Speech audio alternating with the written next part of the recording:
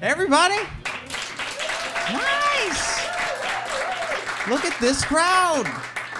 This is great. This is fantastic. Thank you all for coming out to the final show in the Frigid Fest for Awkward Teenage Years. We're really, really excited that you're here. Yes! Oh my God. All right. We are a brand new storytelling show. The three of us, we're going to be up here. We're going to be sharing some true personal stories about our middle school and high school years. Stories about, first crushes, broken bones, betrayal, humiliation, teenage drinking, depression, comedy stuff. So, without further ado, you guys ready to get started? All right. May we hit the lights? Yeah. All right, cool. Great. If there's one thing I'm certain I inherited from my father, it was his taste in music. Growing up, my dad wanted to introduce my brothers and I to his favorite bands from the 60s and 70s. So he went out, he bought all their greatest hits albums, and our car rides with Dad basically became our classic rock education. And that's how the music my dad grew up listening to became the music I grew up listening to. And I loved it. I loved every minute of it. I loved it so much that I became a snob about current music. Like, I would walk around being like, oh, they don't write it like they used to. And people would be like, how old are you? But I was being introduced to all these great bands. I mean, there was AC/DC, Skynyrd, The Stones. Of course, my favorite was the Beatles. Yeah. But you can't just say that. Like, that doesn't tell you enough about who a person is. That's like when a Christian tells you their favorite book is the Bible. You're like, yeah, I get it, but like, what do you really like? So, my other absolute favorite band was Queen. To me, Queen is the pinnacle of a great rock band. You've got Freddie Mercury, one of the greatest singers of all time. You've got Brian May on guitar. No two songs sound the same, and yet they all have that same, like, epic stadium rock kind of feel. Very few soft ballads from Queen. And we had a Queen song for just about every occasion. You'd go to football games and people would be jamming out to We Will Rock You and We Are the Champions. My brothers and I, when the three of us get together and somebody turns on Bohemian Rhapsody, we turn that shit into performance art. We're like bouncing off the walls, flailing limbs. We make the scene from Wayne's World look tame. And here's the embarrassing scenario. Whenever I felt lonely in high school, I would go out to my car and listen to Somebody to Love. Somebody to Love. A song about a guy who's depressed. He works hard every day of his life, and every night he comes home and begs God to send him somebody to love. I was an emo kid in denial. I might as well have been walking around with chains on my pants and fingerless gloves. But by junior year of high school, I was feeling lonely a lot. I didn't have a huge circle of friends, and the ones that I did have, I didn't really consider to be that close. And by that point, I had only had one serious relationship with a girlfriend. And that basically blew up in my face because the emotions of falling in love for the first time were so intense that I started acting like an unstable psycho. Like, I love you so much, we should get married. So that didn't work out. And it was just a lot of days just going out to the car, turning on the CD player, and can anybody find me somebody to love? Another sign I was a lonely kid, my best friend went to a different school. This was my buddy Trent. We had met doing community theater, and only his high school was in the next town over. So one day after class let out, I jumped in my car, I drove over to the next town, met him at his school, got to meet all his friends, and that's where I was introduced to Amber. Amber had this stunning strawberry blonde hair, these beautiful blue eyes, this really sweet smile, and she was a senior, practically a woman. But where we really clicked was that we could talk to each other. We could just talk for hours on end about this and that and everything. And I never felt anxious around Amber. Like, I felt really calm. I didn't realize it at the time, but this is the closest I had ever felt to being myself. So one day, much to my own surprise, I asked for her number, and she gave it to me. And then not long after that, I asked her out, and she said yes. And I thought, what the fuck am I doing? This girl is way out of my league. She's this beautiful, stunning ginger goddess, and I'm a hobbit. Like what are we gonna do, Mr. Frodo? So, the night of the date comes. I go to her house, I pick her up, and then I take her to Ruby Tuesdays because there's only chain restaurants in my hometown. And if you're gonna romance a lady, you gotta take her somewhere with waiters. But we sit down, and we just start talking again. And we're having a great time, and we're making each other laugh. And I don't feel like I have to be something I'm not, and I don't feel nervous. I'm confident. And so we get to the end of the date. We get to her house. I walk her to her door. I don't go in for a kiss because I'm a gentleman and a virgin. But I tell her, I'm like, look, I had a really great time tonight, and I think we should do this again sometime. And she goes, yeah, we should. And so we say goodnight. She goes inside. I'm walking back to my car, and I am pumped. I am high on life. I cannot believe how well that went. And so I get into the driver's seat. I turn on the CD player. Queen's already in there. So as soon as I start the car, Somebody to Love starts playing. And I just remember looking at it and going, you know what? Screw this, not tonight. And I start flipping through the tracks, trying to find something else to listen to, until suddenly I land on, tonight I'm gonna have myself a real good time. It was Don't Stop Me Now, a song about a guy who's gonna go out and have fun, and that's about it for 3 verses. Not at the time what I would have considered top-tier Queen, but in that moment, nothing felt more right. So I take off down the road, and I am jamming out to Don't Stop Me Now. I'm having such a good time. I'm having a ball. I look up, I'm about to drive into a ditch. I swerve just in time to miss it, stop the car, look at it through the window, cackle like a maniac, and then drive off into the night. I was so excited by how this date went, I thought, well, surely I'm gonna get a second date, right? And so a couple days later, I talk to Amber, and we have this back and forth, and then eventually she says, Grant, look, I think you're a really great guy. And I had a lot of fun the other night, but I'm about to be going to college, and you're still in high school. And under those circumstances, I just don't see this working out. And I felt fine. I did. I felt okay. She was just being honest. I could just be happy with the fact that I could ask somebody out, and we could go out and have fun, and nobody had to fall in love, but I could be myself. I didn't have to feel lonely because of that anymore. So from that point on, whenever I felt like going out to my car and cranking up Somebody to Love, I knew I could just switch tracks over to Don't Stop Me Now and pick myself right back up.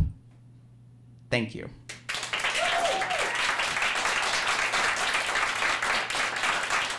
All right, guys, get ready for our next storyteller, the one, the only, Anastassiya Maximenko.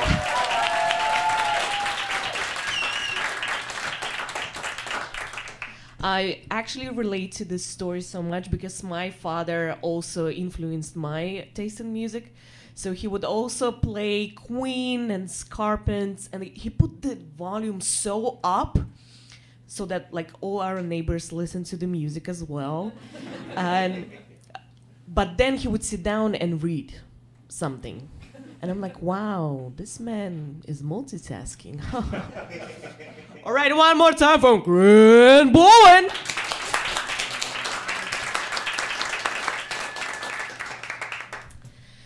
All right. So my family is messed up, you know. My father is alcoholic. My mother is always absent because she has to work long night hours. And that affected me a lot. So I was growing up a weird kid, and ain't nobody want to be a friend with a weird kid. So I was lonely for entire elementary school until middle school, where I found a friend. One friend only, though. Yeah, her name is Natasha, and she's like little teen, and she's very, very shy. So weird and shy worked well together. So, and why would you need many friends if you have one to do everything with? So we just do everything together. We sit in classes together, and after classes, we're just doing a bunch of different things, always together. And her family was very encouraging of learning and curiosity and creativity. So Natasha actually pulled me into that world. Her mom would enroll her in all the paid classes, starting from painting and drawing and finishing with a German tutor. And after Natasha would come back from those classes, she would teach me everything that she learned that day. And afterwards, we would practice painting together, and we would practice German together. We even got to the point of fluency. Where is my German now? I'm in America, okay? So, and you know, she was always up for my crazy ideas. For instance, finding cure for cancer. Let me tell you. So we were playing in her room, and actually we always spend time in her house because it's very welcoming and cozy, and my house in comparison is just chaos. So we're playing in her room, and I go, Natasha, do you know there is a disease, cancer? And no doctors and no scientists have a cure for it. So what do you think if we combine dishwashing soap, Clorox, antibiotics, and raspberry jam for the flavor? Maybe we can come up with a cure. And she just jumps up and she's like, yes, let's try it. And we go to the bathroom, and bathroom is always the place where we do all our crazy experiments. And we get all the ingredients.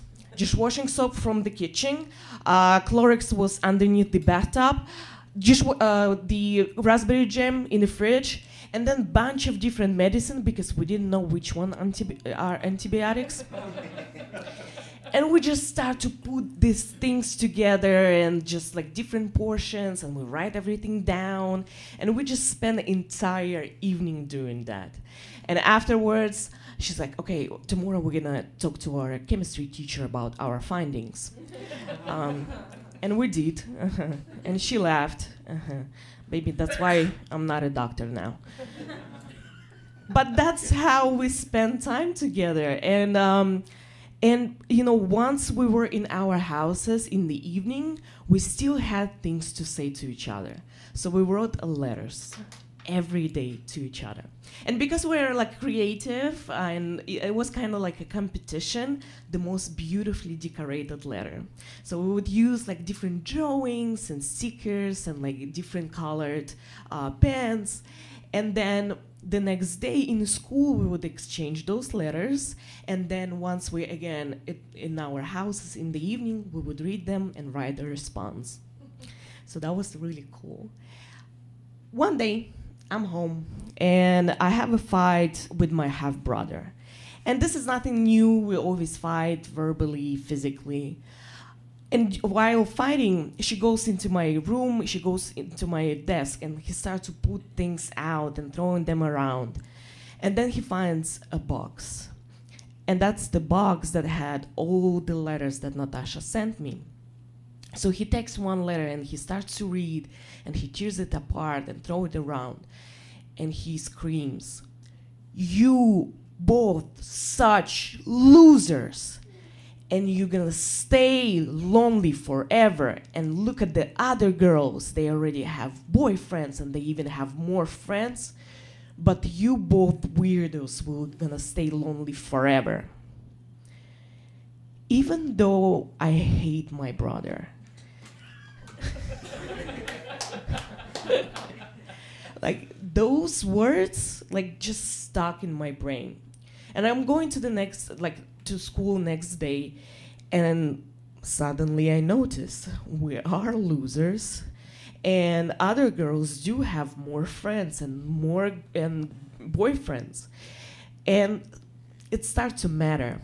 And now I'm just thinking about it.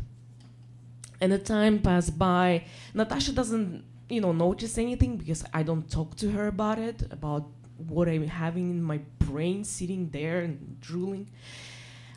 But one day, again, we're in the school, and she gives me a letter. And I go, Natasha, I didn't have time to write you a letter. And be honest, like, I don't even notice, like, what's her feelings, because I'm all inside of my brain, and I'm like, oh my God, we're really such losers, and we write these stupid letters to each other. And I just feel so embarrassing. Embarrassing even to sit right next to her. And in the evening, we go home, and she calls me on the landline. Beep, you know, those, you know, before time, you know. So, so she calls me, and she's like, oh, are you coming today? Because I learned really cool techniques from my painting teacher. And I go, Natasha, you know, there is a group of girls, and they invited me to hang out, so I came today. And then that's how we start to, you know, drift apart from each other. And I'm hanging out more with this group of girls, and they teach me how to drink, how to smoke. And one evening, we are sitting by this building, and it's actually really close to the Natasha's house. And we're sitting just on the bench because it's very comfortable for drinking and smoking. And afar, I see Natasha's going home, and she like carries this big oil painting set, and I know that she's coming back from her class with a painting tutor. And one of the girls in our group, they see her and they start to call her names. So, hey, this weirdo, oh, you know, this loser. And I cannot say anything, because if I say something, I'll not be cool. And I'm sitting again inside my brain thinking, this was my friend, and I still cannot say anything. And the things that this girl didn't know, that they call these names, they call me these names. Because just recently I was with Natasha, and it was the same as Natasha. And I'm just listening to it, what are they saying? And I just feel so alone. Thank you.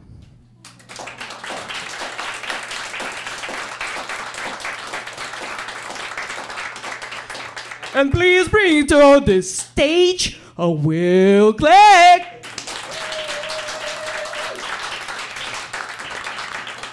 I think Grant and I can both agree. We want Anastasia to just follow us around and announce our arrival everywhere like that. It's amazing. I had a friend like that. I went to his house all the time, and we would do little experiments after school. And one of them was we took apart his family computer, which his mom came home like right as we've taken it all apart and have no idea how to put it back together. That was a fun one. One more time for Anastasia, everybody.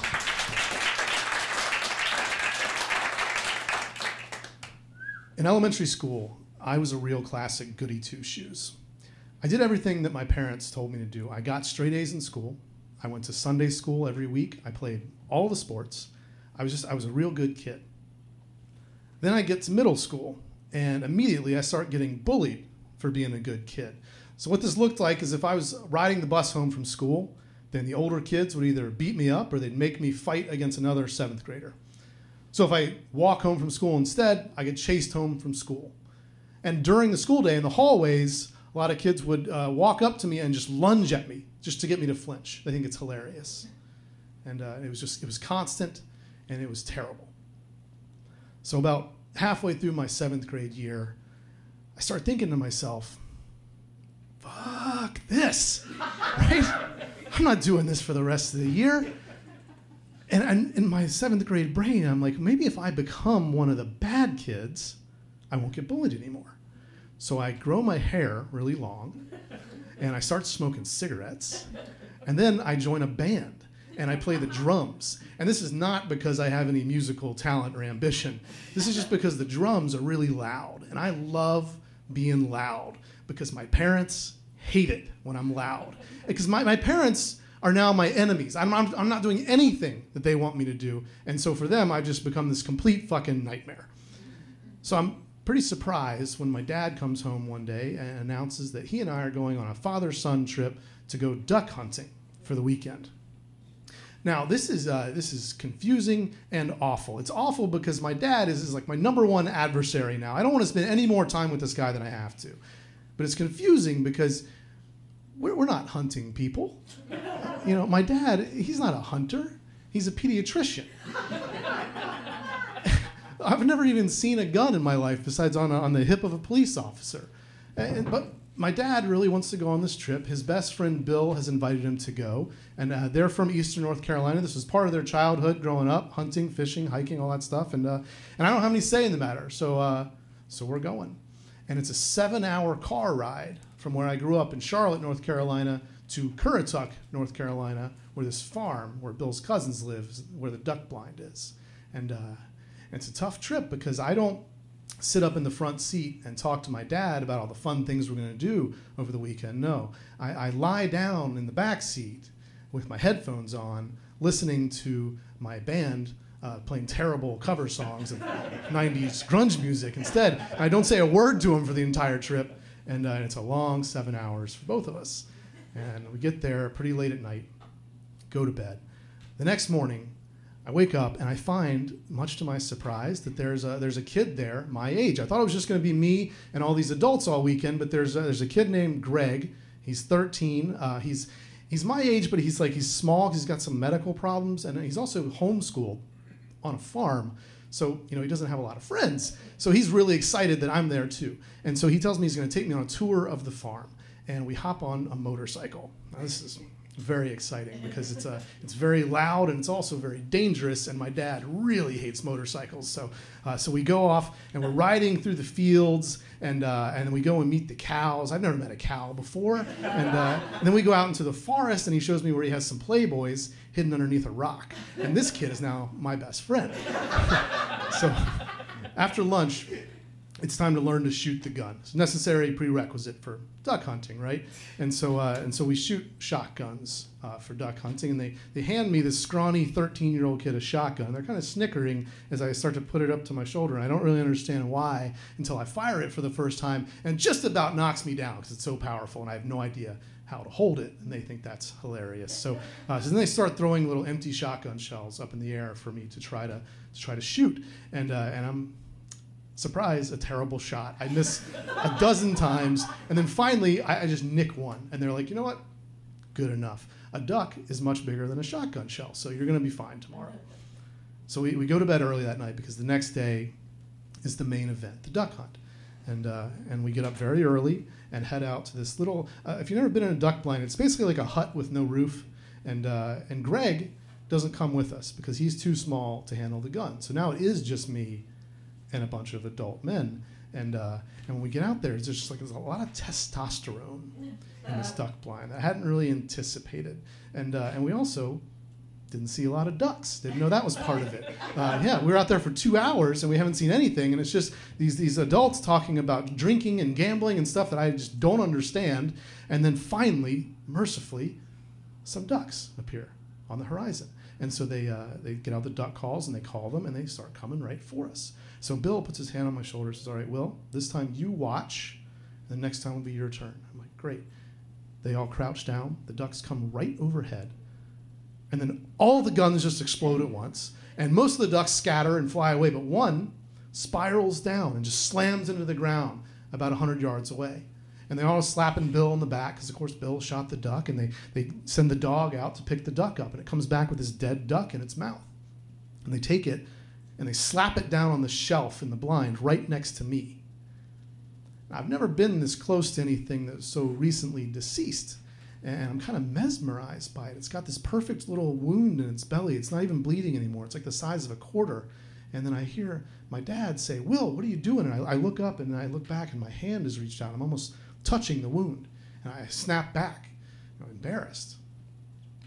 And those would be the last ducks that we saw that day. 2 more hours go by, and everybody starts talking about, like, well, we should pack it in.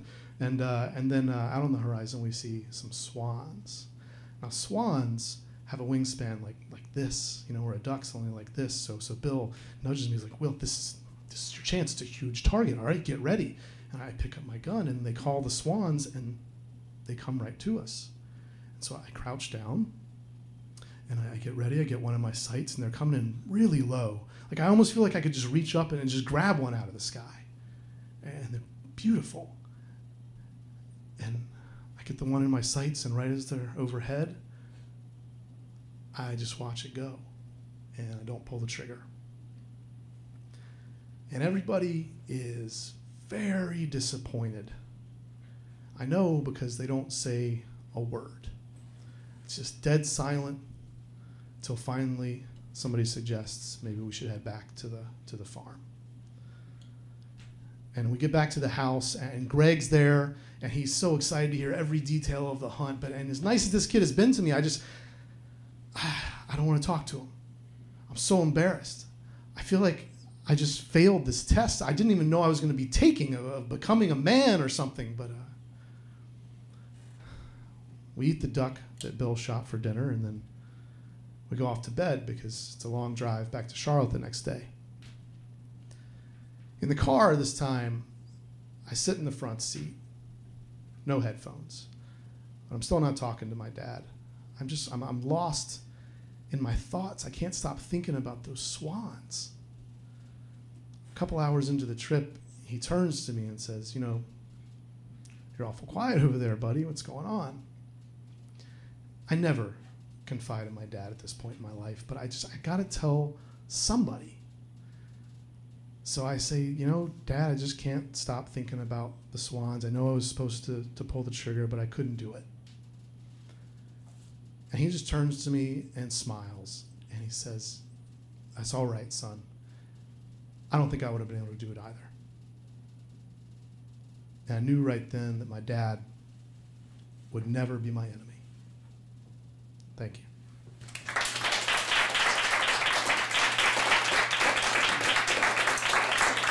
All right, coming back to the stage, give it up for Grant Bowen.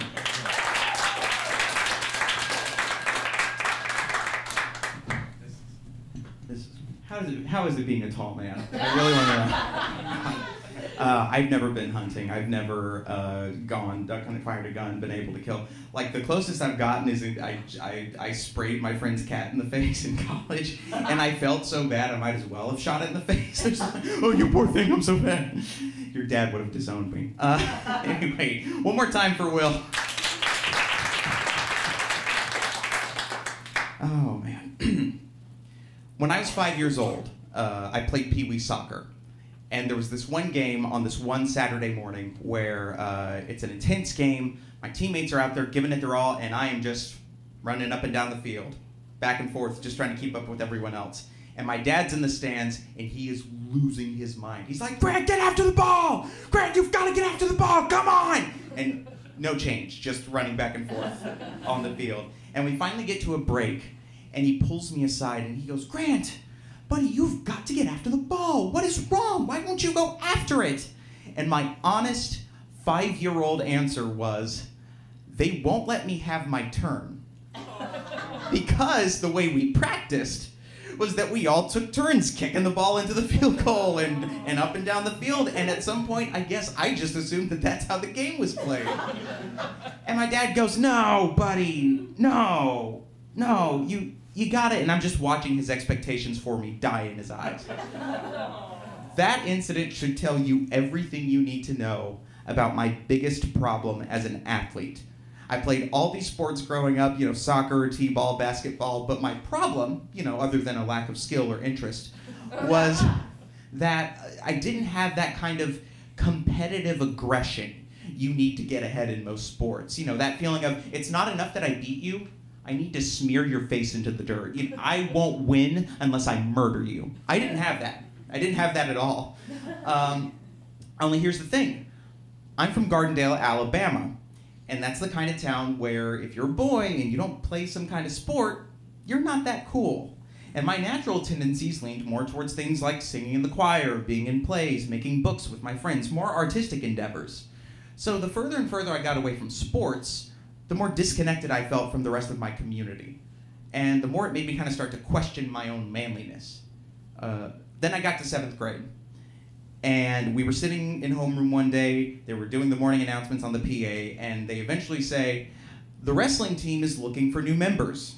So if anyone's interested in joining, go to the meeting at the end of the week and sign up. And I thought, wrestling? Me fighting another man with my bare hands? I can't imagine anything more manly. This could be my last chance to be seen as some sort of badass. So I go and I sign up, and between 7th and 10th grade, I was on the wrestling team. Now my teammates, these were good guys, great wrestlers, natural athletes. A lot of them went on to become state champions. I did not. I did not. I got pinned. I got pinned quite a bit. I got pinned so many times, I've seen just about every ceiling of every gym in Jefferson County. It also didn't help that I got stuck with a bad nickname starting out, because at those first few practices, I was so out of shape that I kept having to run outside and go throw up. And Coach Franks, our head coach, kept noticing this until one day he eventually just called me out in front of the whole class and went, "Well, Bowen, if you're going to keep throwing up in the middle of my practices, I'm going to start calling you Barf. Do you want that?" Oh my God. And he did. He called me Barf. Like, from that point on, it was like, "Barf, go get a weight. Barf, go run a stadium." Like, I was not off to a great start at being seen as a badass. And it just got to the point where any chance at a win felt more like happenstance than it did like an actual accomplishment. So one night, we had a dual meet with Aniana High School. Now, they were a new team at the time. They weren't that experienced, and rumor had it, they weren't that good. So my teammates are getting cocky about it. They're like, "Oh, we're going to beat these guys, no problem. It's going to be easy." And I thought, oh, maybe that means I actually have a chance at winning a match. And so we go in for the weigh-in, and what a lot of people don't know about wrestling is that it's just as much a numbers game as it is anything else. During a meet, a team wants to forfeit as few matches as possible. So what they'll do is they'll shift wrestlers around in the weight brackets. You know, someone will wrestle under their weight, above their weight, maybe wrestle more than once. Anything to keep a team from having to forfeit a match. So I've weighed in, I'm getting ready. The coaches find me, they're like, "Listen, Barf, you might be wrestling more than once today, but you're definitely going to be wrestling under your weight class." And I thought, this is it. This is my lucky break. Like, I can pull this off. It's not a good team. I'm wrestling under my weight. Like, there's no excuse. I've got to be able to do this. So it comes time for my match. I go out there in my singlet and my headgear. Ladies. I get out there on the mat, and I look across, and I see that my opponent is this scrawny, skinny, skin and bones, pasty white blonde kid. And we get out in the middle of the mat, we shake hands, we hit the stance, the ref blows the whistle, and we lock up immediately. And as we're locking up, I look down and I notice that his footing is off. And I think, this is it, this is your chance, you gotta take him down and take him down now. Go! So I get him in a headlock, I take him down to the mat, he starts screaming, and I've never leapt to my feet quicker in my life. Like it was like something out of the Matrix, like I floated up, like, whoop, back up, walk away. He's rolling around on the mat, he's clutching his legs, groaning in agony. The coaches are checking on him, and the medics are checking on him, and I'm like, and I look at Coach Franks, and Coach Franks is like, "I don't know what you did either, Barf." And eventually they decide that he can't go on. So I win the match. And I'm excited. Yeah, I'm excited. I couldn't believe it. I finally won a match. You know, I go out to the middle of the mat, and the ref holds up my arm, and the crowd's cheering, and I'm just soaking it in like, I got my turn. I run over to my dad in the stands, and at this point, he had been recording all of my matches on his camcorder so that later he could, you know, show me what I'm doing wrong. But so he shows me the footage, and I see what happens. Strap in. So when I got him in the headlock and our bodies went down this way, his legs stayed planted. So his knee went this way.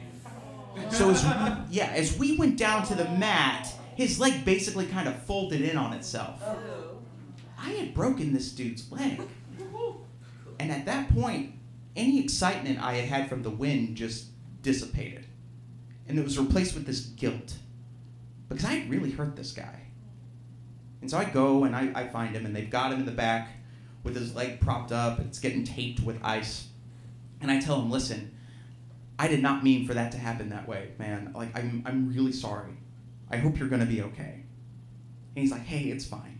And we shake hands, and the ambulance shows up, and I eventually see him get carried out on a stretcher. And that's when my coaches run up to me and go, "Oh, Bowen, listen, you are going to wrestle again. This time you're wrestling above your weight class. And I look across the mat to see that my next opponent is a good foot taller than me, really mean looking, and definitely not scrawny. And as I'm looking up at the ceiling, shoulders on the mat, leg pulled up to my ear, I'm thinking to myself, you know, karma's funny. I get back to school the following week and I run into my teammate Heath in the hallway. And Heath is like, hey, Bowen, the way you broke that kid's leg in Aniana, that was awesome, man. Hey, listen, I got a new nickname for you. Tell me what you think. Bone Crusher. You like that? You're Bone Crusher Bowen. Yeah. That was Heath. That dude went to seminary. And so for the rest of the week, my teammates started calling me Bone Crusher, which is a much more badass nickname than Barf. But every time they did, it made me think about how I had hurt that other kid. And that didn't feel great. Thank you. All right, guys, we're bringing her back one more time. The one and only Anastassiya Maximenko.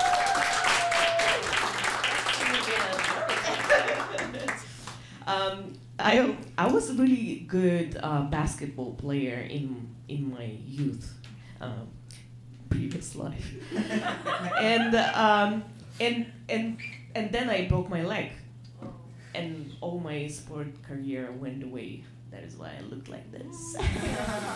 All right, one more time for Graham Bowen.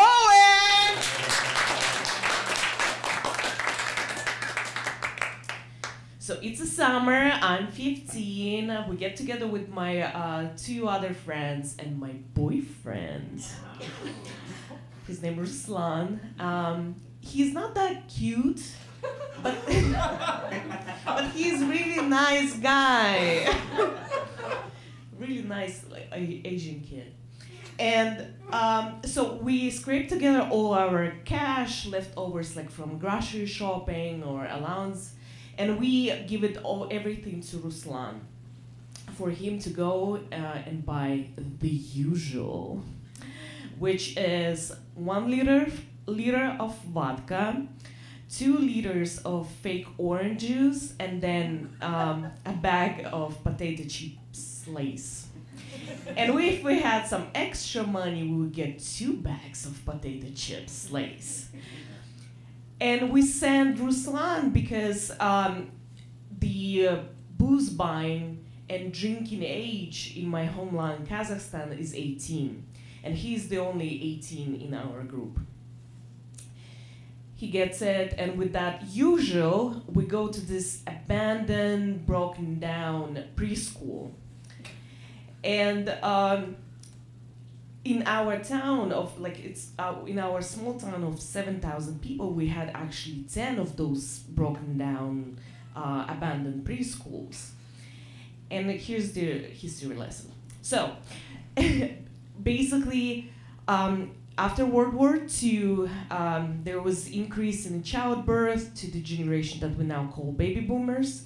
And basically, our town, to accommodate the number of children, they built up 10 preschools. And it's 2-story buildings, enormous, with the, beautiful, huge rooms for kids to play.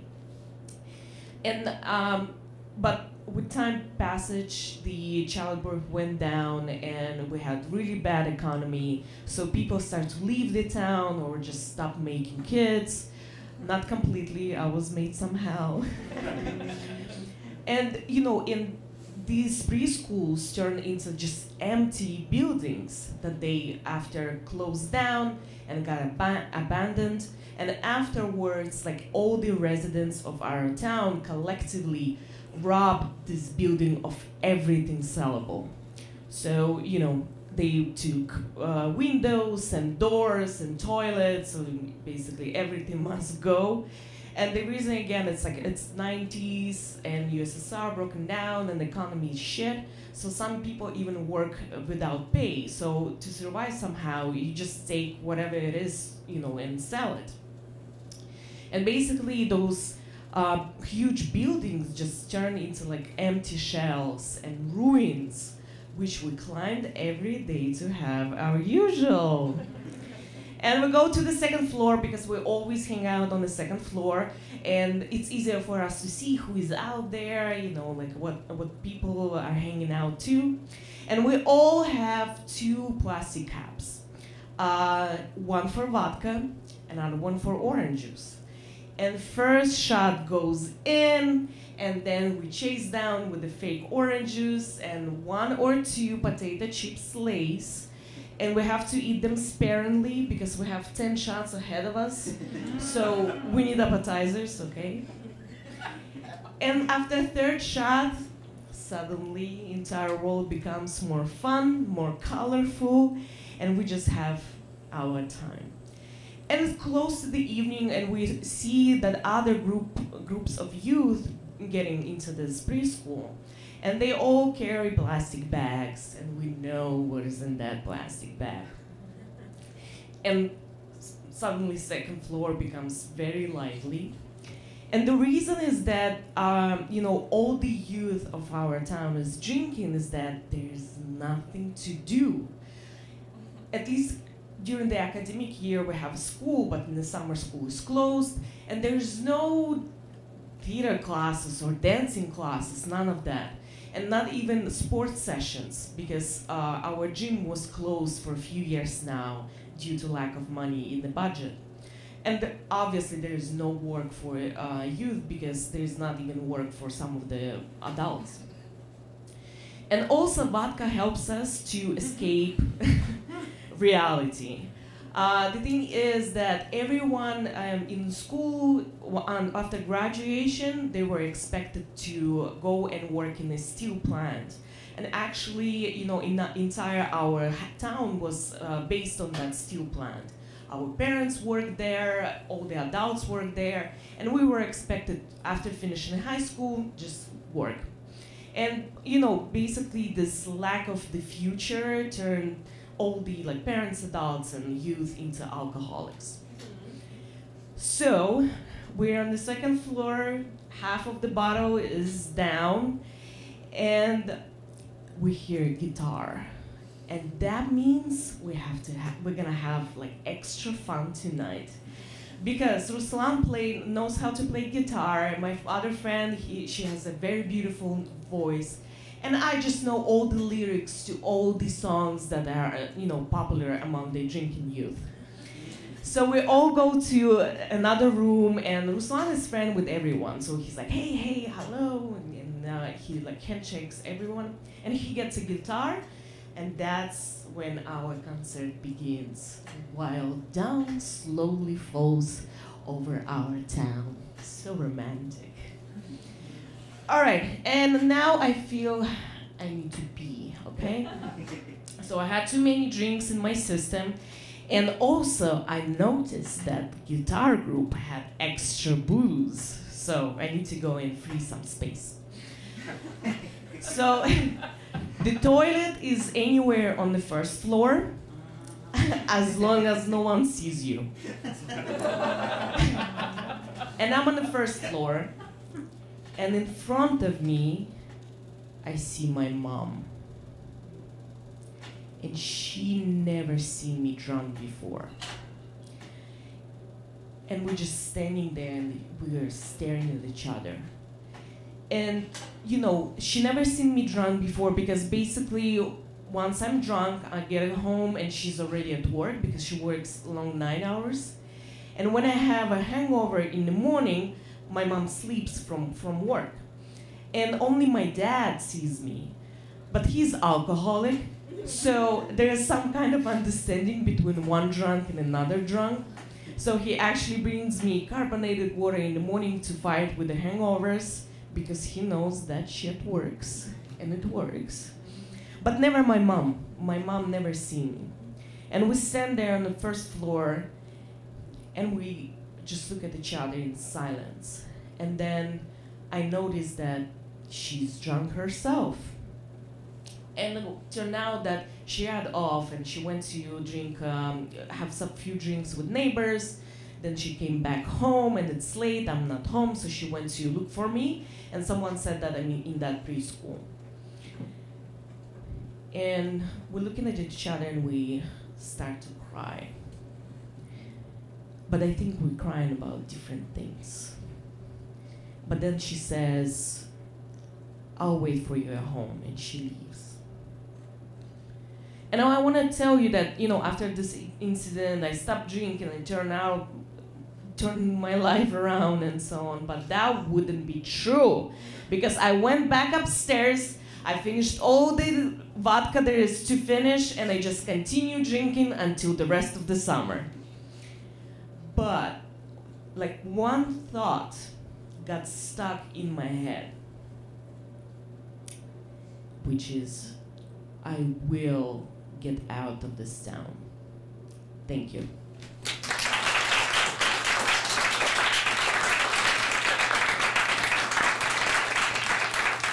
And welcome to the stage again, greatest Will Clegg.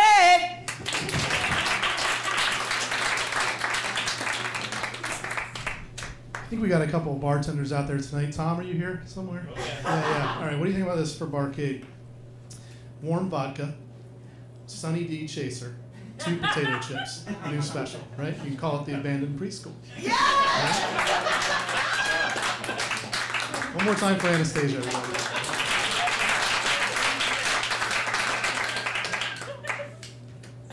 The summer after my 8th grade year, we're getting back to school, and everybody's got these stories of their first kiss and their first girlfriend, and I start getting insanely jealous this didn't happen to me.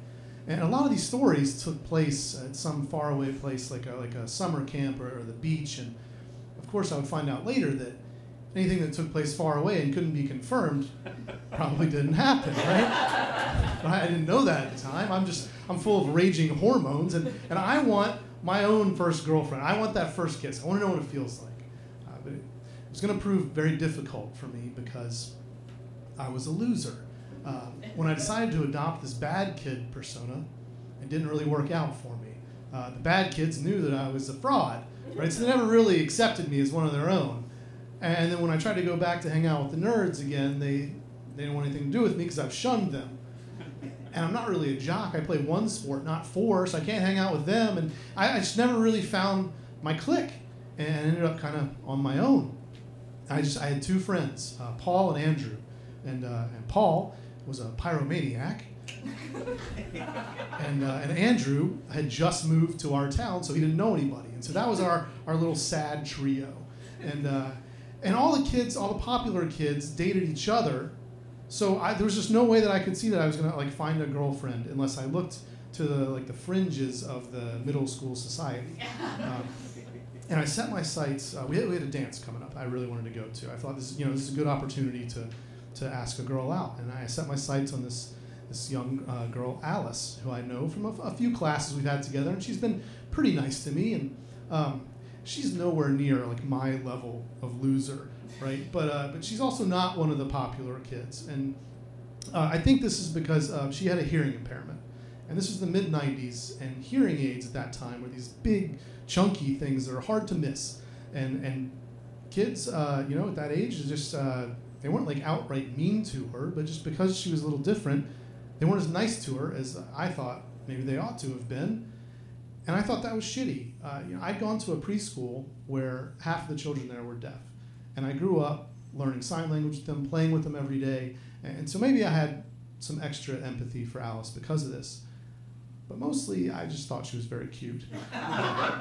She was very tall and slender, had this long brown hair. And more importantly than that, even though, was that she had been kind to me at a time in my life when most of the kids were not.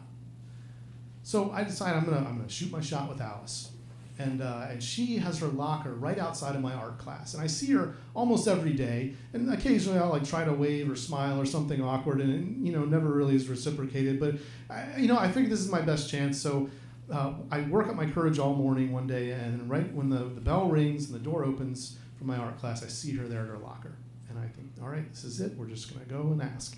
And I start walking over, and she looks up, and she sees me, and she smiles a little, and I just keep on walking. Right? So I had no idea what I was going to say. So I go home that day, and I write out a little script, and it's terrible, but it's all I've got. So the next day, I talk myself up again. I'm in art class. The bell rings. The door opens, and there she is again. So this time I try to walk over confidently, and I'm like doing some new walk I've never done before, and it all feels so strange. I get there, and I'm right in front of her, and she looks up, and I say, "Hey, Alice, we got the big dance next Friday, and I thought, if you're gonna go, I'm gonna go. Maybe we could just go together." And I look up, and she is confused, and I realize, I'm mumbling because I'm so nervous. She has a hearing impairment. She probably doesn't even really know what I've just said, right? So I kind of try to stand up a little taller, and I raise my voice a little bit. And I'm like, "Alice, we have the dance next Friday, and I just thought maybe you would like to go with me." And she says, "Yes." And I'm like, "Oh, shit. I'm not prepared for yes. I'm only prepared for no." I was ready to slink away, embarrassed. But she said yes, and I'm like, "Great. Maybe I can have your phone number, and then I'll call you, and we'll talk about it." And she's like, "Oh, yeah, sure. You know what? I got to get to class, but I'll see you at lunch, and we'll talk about it." And I was like, "Great." And she runs away to class, and I am just walking on air for the next 2 hours. I can't believe this went so well. And I get to lunch, and I sit down with Paul and Andrew. I tell them everything that's happened, and they're just like, "That's amazing.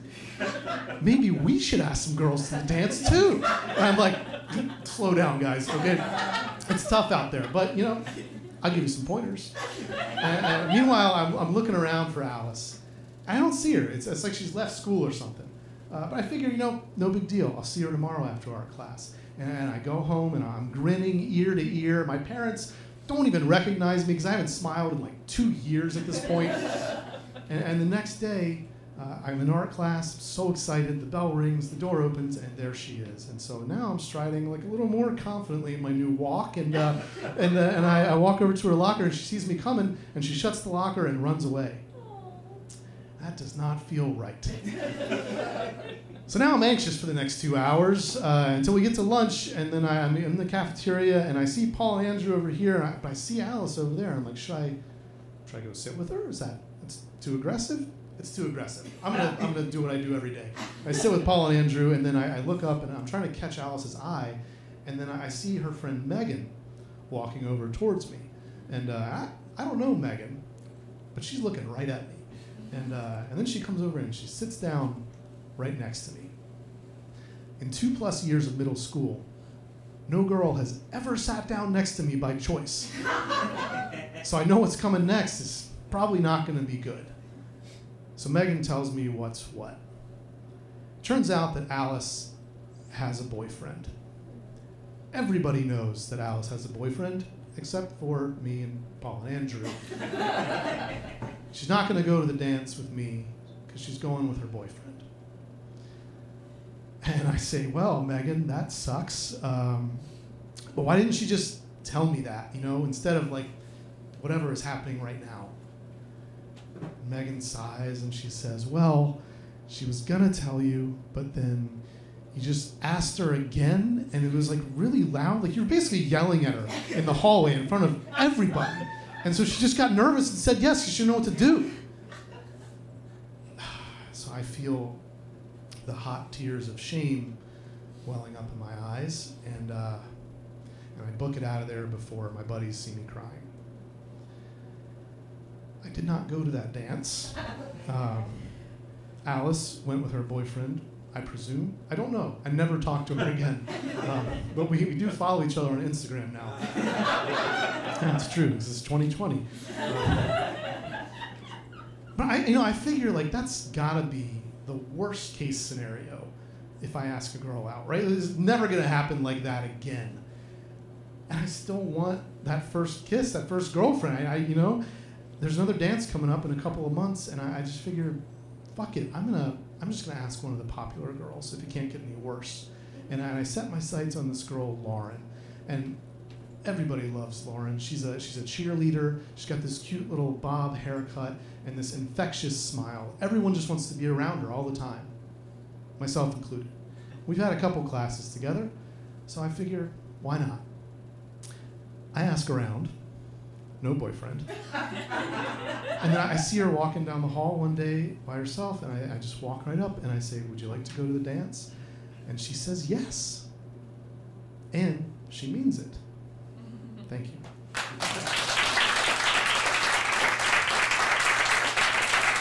All right, folks, that's our show. This has been Awkward Teenage Years. Thank you so much for coming. I want to thank Lauren up in the booth. She's been a great tech for 5 shows for us. Sebastian, our house manager. Frigid New York for having us. It's been so much fun. And thank you for being such a lovely audience on a Sunday afternoon. One more time for Grant Bowen, Anastassiya Maximenko. I'm Will Clegg.